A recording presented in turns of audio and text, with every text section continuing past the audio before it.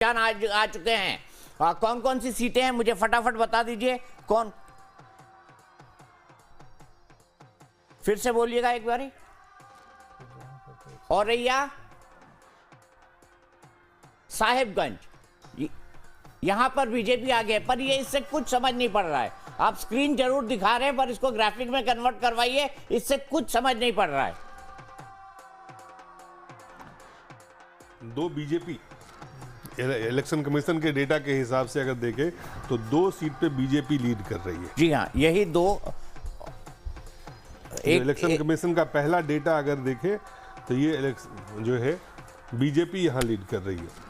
Election commission का पहला data अगर बात करें तो इलेक्शन कमीशन, चुनाव आयोग ने सबसे पहले अगर डेटा रिलीज किया है अपने जो उनके आधिकारिक जो उनका वेबसाइट है, उस वेबसाइट पे जो दिख रहा है वो है 2 सीट पे बीजेपी लीड कर रही है। अभी इतना ही डेटा सिर्फ दिया गया है। दीपक जी,